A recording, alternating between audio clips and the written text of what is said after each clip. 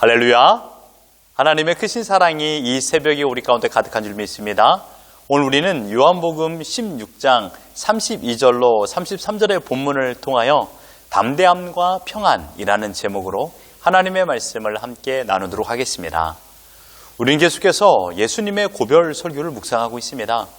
이제 주님은 십자가에 달려 죽으실 때가 이르렀음을 말씀하십니다. 32절을 보시면 보라, 너희가 다 각각 제 곳으로 흩어지고 나를 혼자 둘 때가 오나니 벌써 왔도다. 정해진 시간이 이르렀다는 내용입니다. 정해진 시간의 정점은 십자가에 달려 죽는 것입니다. 여러분, 이 일은 제자들에게는 너무나도 아쉬운 일이지만 이 땅에 오신 목적입니다. 예수님께서 이 땅에 오신 목적. 그때 제자들은 어떻게 행동할 것이라고 하셨나요?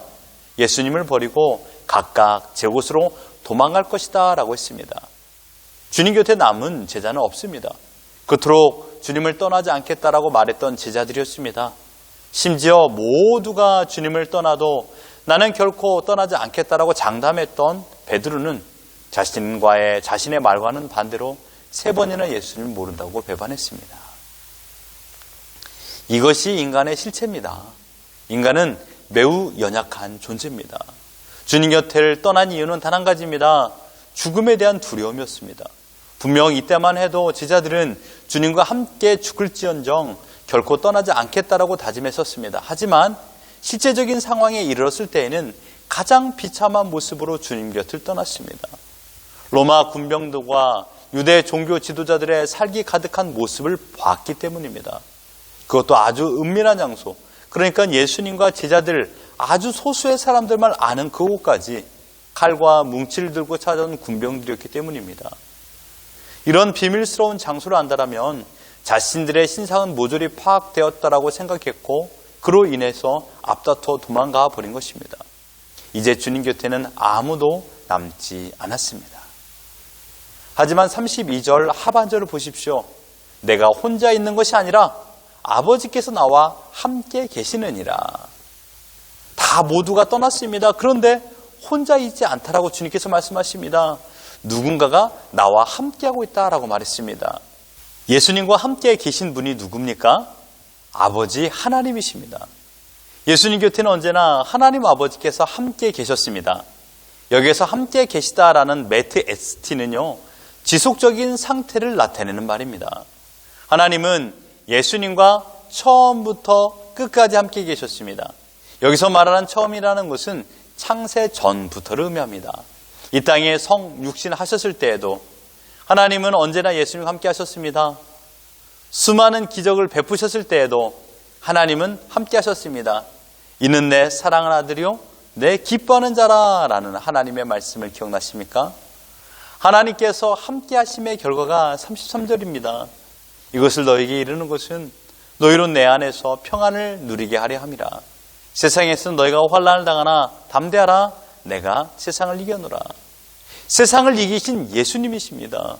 여러분, 예수님께서 이 땅에 오신 목적이 무엇인지 아십니까? 세상을 이기시기 위하여 이 땅에 오셨습니다. 환난이 있었습니다. 공고와 핍박을 당하셨습니다. 그러나 하나님께서 함께 하시기 때문에 환난과 핍박이 예수님을 이기지 못했습니다. 여기서 말하는 세상은 어딜까요? 영적인 어둠의 권세인 마귀 사단을 의미합니다. 마귀 사단은 공중 권세를 장악한 존재들입니다. 사람들의 마음을 다스려 육신의 정욕을 따라 살아가도록 유혹합니다. 하나님이 생각나지 못하도록 즐거운 것, 쾌락, 향락을 동원합니다. 때로는 육신의 아픔과 실패, 외로움, 괴로움을 무기 삼아 인간들에게 두려움을 가져다 주기도 합니다. 때로는 성공, 교만, 자만, 이기적인 마음을 통하여 무너지도록 인간을 조정하기도 합니다. 상반되는 방법이지만 목적은 하나입니다. 고립되게 만들고 하나님을 생각하지 못하게 만들어 끝내 마귀 사단의 노예로 만들려는 것입니다. 이런 방법으로 수천 년을 지배한 마귀 사단은 이제 육신의 몸을 입고 오신 예수 그리스도까지 죽이려는 음모를 세웁니다. 그리고 유대 종교 지도자들을 앞세워 처형을 집행합니다. 이 유대 종교 지도자들이 교만, 자만, 이기적인 마음, 육신의 정욕에 사로잡힌 마귀 사단의 노예가 된 것입니다. 근데 예수님은 아무런 한거를 하지 않고 도살장에 끌려가는 어린 양처럼 순순히 십자가에 매달려 죽음을 당하십니다.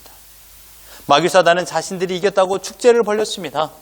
하지만 우리 구주 예수 그리스도께서 십자가에 달려 죽으신 지 3일 만에 부활하심으로 말미암아 사망 권세를 깨뜨리셨고 이 세상의 권세를 잡은 마귀 사단을 이기셨습니다. 이 위대한 승리를 아셨던 주님은 제자들 향하여 담대하라고 말씀하십니다. 제자들이 담대할 수 있는 두 가지 이유가 있습니다. 첫째로 예수님께서 세상을 이기셨기 때문입니다. 환난과 핍박은 분명 무섭고 두렵습니다. 주님을 버리고 도망갈 정도로 공포 그 자체입니다. 여러분, 죽음을 두려워하지 않을 사람은 없기 때문이죠.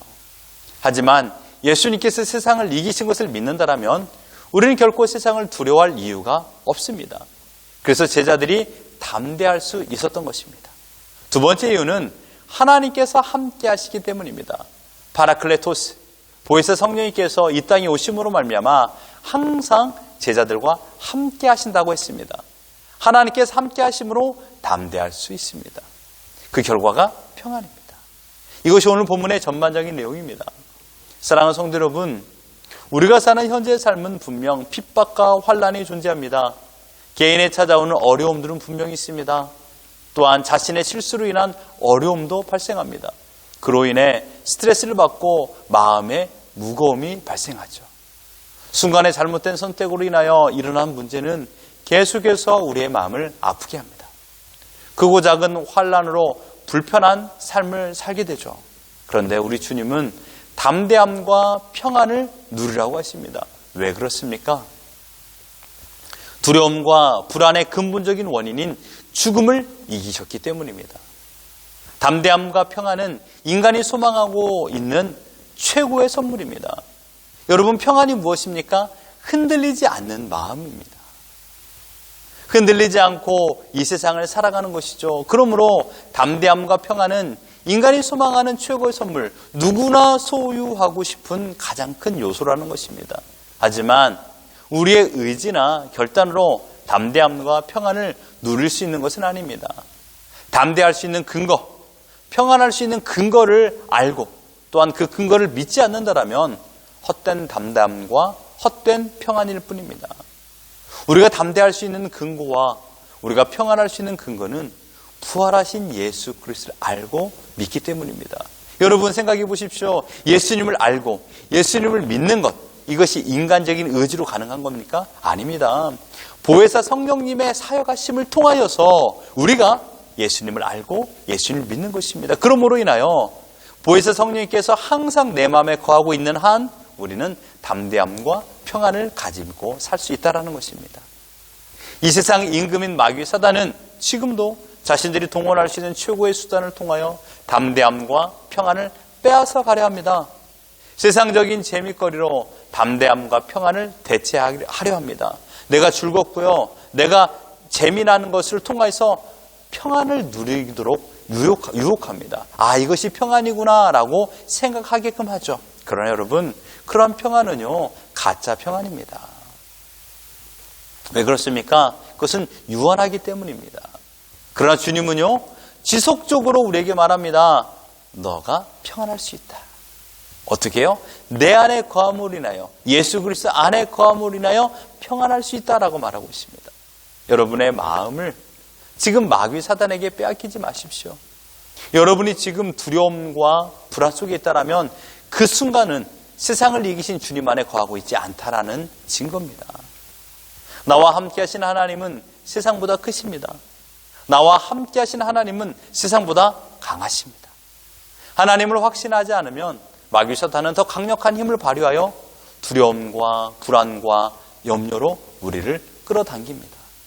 사랑하는 성도 여러분, 예수님을 떠나지 않고 함께 하신 하나님께서 지금 우리와 함께하고 계신 줄 믿습니다. 머릿속으로만 믿지 마시고 여러분의 삶에서 하나님께서 함께 하심을 나타내 보이십시오. 행동하는 믿음이 되어야 됩니다. 우리가 알지 못할 뿐, 느끼지 못할 뿐 하나님은 언제나 우리와 함께 하십니다. 아니, 더 강력하게 말한다면 우리가 하나님을 인식하지 못할 뿐입니다. 왜요?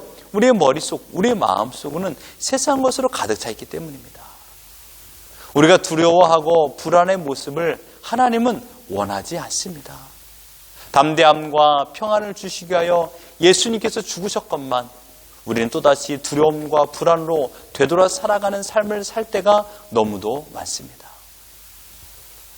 담대함과 평안은 예수님의 핏값으로 신자에게 주신 위대한 선물입니다. 이것이 은혜입니다. 부활하신 주님을 믿습니까? 언제나 나와 함께 하신 하나님을 믿습니까? 그렇다면 우리는 어떻게 살아야 될까요? 담대함과 평안을 가지고 살아야 됩니다. 담대하십시오. 두려워하지 마십시오. 내일 어떤 일이 일어날지 두려워하지 마십시오. 어제를 살아가도록 인도하신 하나님께서 내일의 삶 또한 다스릴 줄 믿습니다. 담대함을 소유할 때 평안해집니다. 내일에 대한 염려가 사라지니 내 마음에 평안은 자연스럽게 찾아옵니다. 흔들리지 않습니다.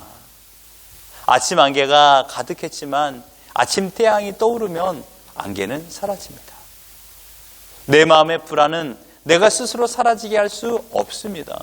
오직 나를 구원하여 주신 주님 안에 거할 때 비로소 아침 안개와 같은 불안은 사라지고 진정한 평안을 누리게 되는 것입니다. 주님께서 우리에게 담대함과 평안을 주셨습니다. 여러분 믿으시길 바랍니다. 이제는 주님의 이름으로 담대함과 평안은 나의 것이 되었습니다. 이제 다시는 세상의 어떠한 일들로 말미암아 담대함과 평안을 빼앗기지 마십시오. 끝까지 사수하십시오. 그러나 여러분 내 힘으로 지킬 수 없습니다. 언제나 나와 함께 하시는 파라클레토스 보혜사 성령님께서 나에게 담대함을 주시고 평안을 허락하여 주신 줄 믿습니다. 그 성령님 안에 거함으로 말미암아 오늘 하루 진정한 담대함과 평안을 누리며 살아가는 우리 모두가 되기를 예수 그리스도 이름으로 축원합니다.